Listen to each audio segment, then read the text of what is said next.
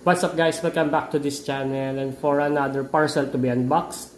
We got this from Sir Luis Valdez III, a diecast collector and enthusiast.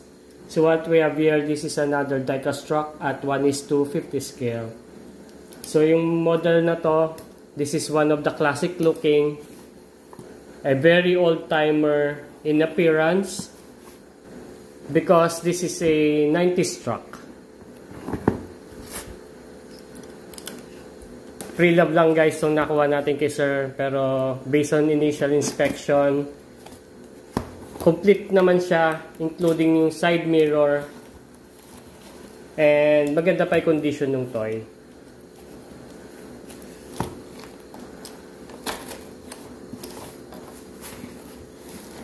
Buksan muna natin to guys.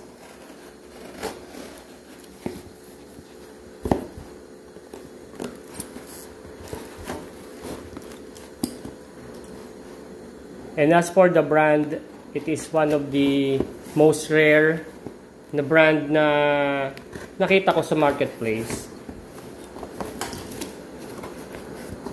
Very secure na may parcel na sir. Thank you very much Sir Luis Valdez para dito sa item na to.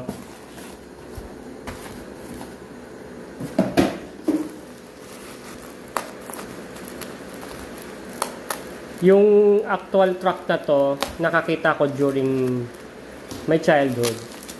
Very classic na yung mga truck na ganon kasi it is an Italian company.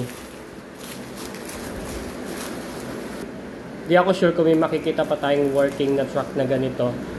Yung actual truck niya na working. Kasi yung mga ganitong klaseng model is very classic na guys. I think this one is vintage na rin.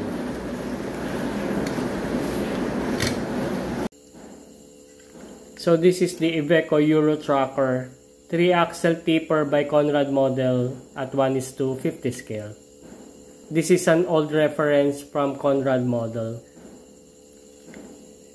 For the material used in this toy, dito sa head, this is diecast metal, itong green na nakikita nyo. Plastic sa kanya, itong side mirrors, clear acrylic windshield and side windows. May emblem dito ng Euro Tracker and the Iveco. The Iveco stands for Industrial Vehicle Company from an Italian company. Plastic tong bumper niya and clear acrylic yung headlights. On this side, plastic sa kanya itong mud flaps. Diecast naman itong access ladder and details ng tanks. Plastic yung mga rims and may tread pattern naman yung kanyang rubber wheels. For the bed, this is diecast metal. Diecast yung chassis niya, including this rear bumper.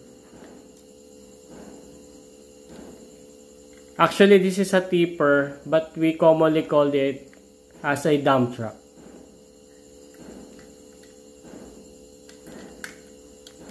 Alright, so ito yung markings niya. This is Conrad model. Tapos may markings dito.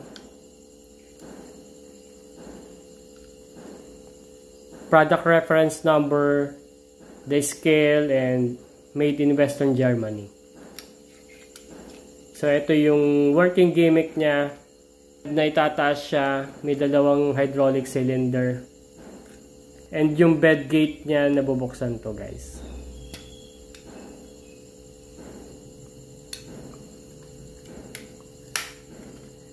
Yan. So, ngayon lang ako nakakita din ng Conrad na walang wheel articulation. Yan, dahil old reference na to guys, this is a discontinued model. Alright, for the weight, let's check the weight.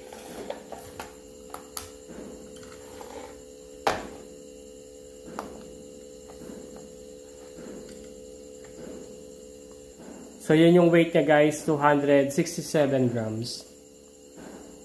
For the size comparison, ang current ko ditong dump truck is this one.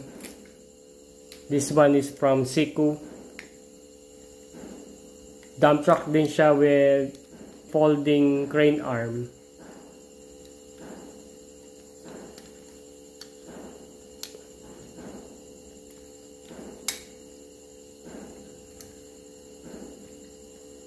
And for our diorama purposes, itong model na to, best pair siya sa mga excavator.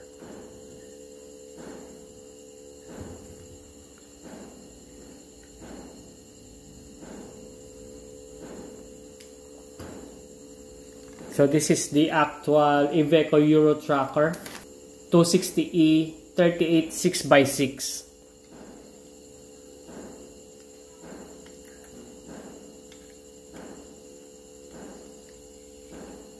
Right, so that's much of it, guys. If you like more of this diecast product review, just follow my page. I have a TikTok, Facebook, and YouTube account. Subscribe, guys, for more. So I'll see you for the coming videos, and goodbye. In the dark where shadows lie, feel the monster come.